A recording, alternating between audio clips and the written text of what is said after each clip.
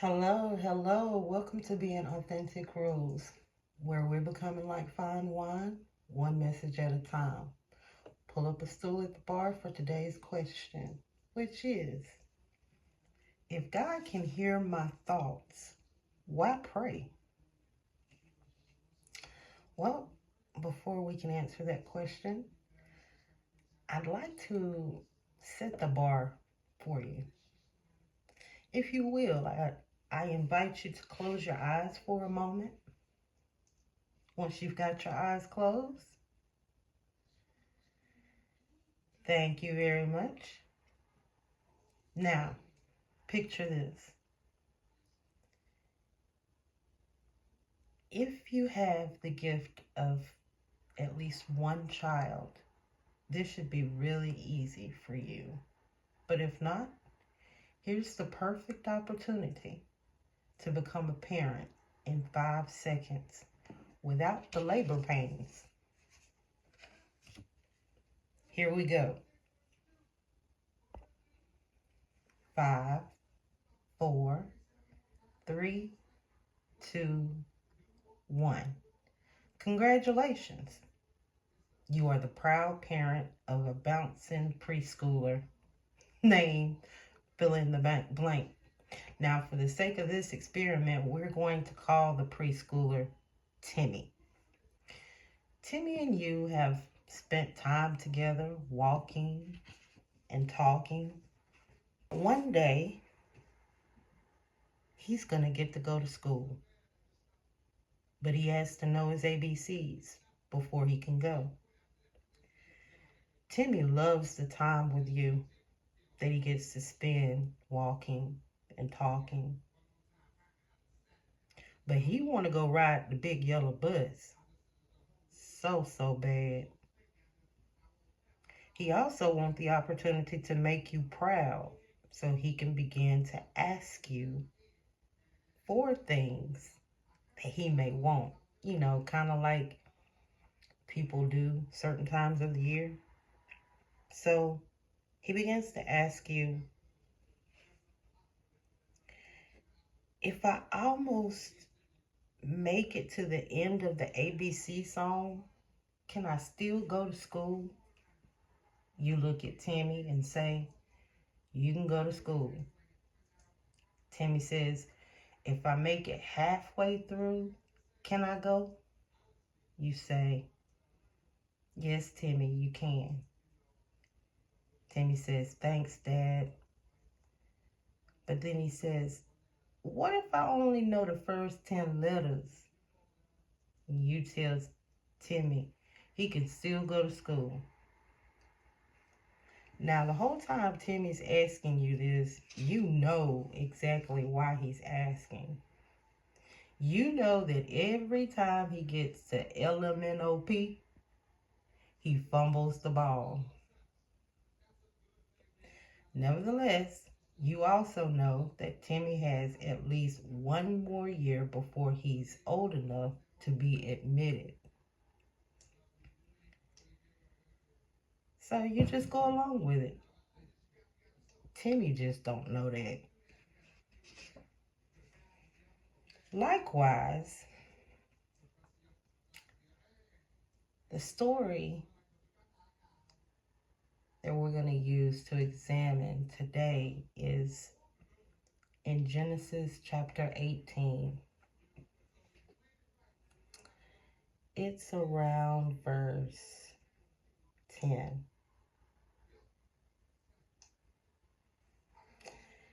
Now, one of the three men that visited Abraham, which is the subject of the story today, and his wife Sarah, told Sarah that she would be having a baby.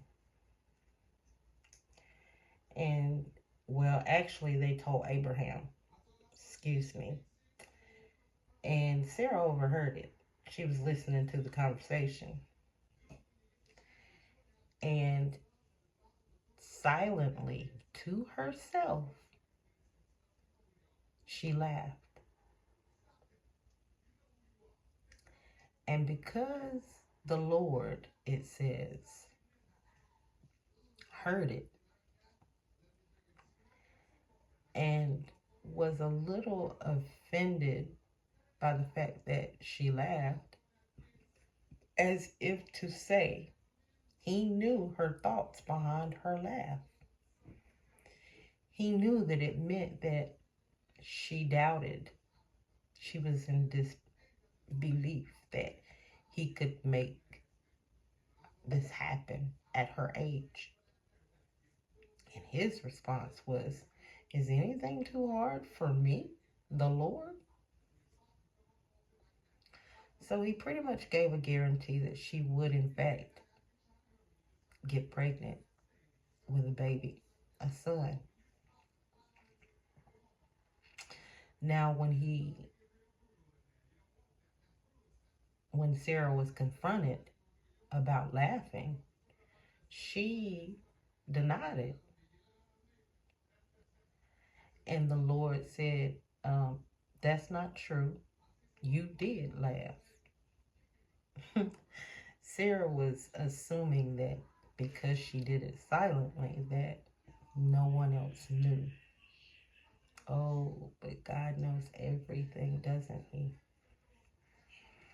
He knew it all.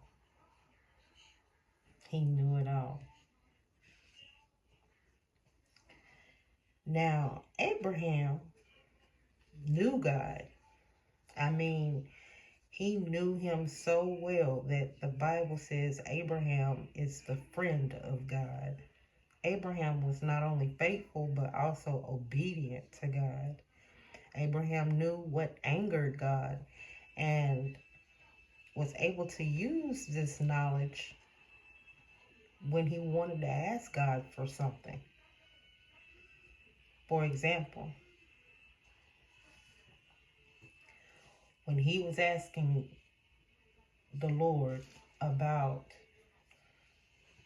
the destroying Sodom and Gomorrah, he started with a large number of people, and he played on the fact that he knew God was a defender of righteous people. And he used that information to make sure that God would agree not to destroy Sodom and Gomorrah if he could find X number of people who were righteous.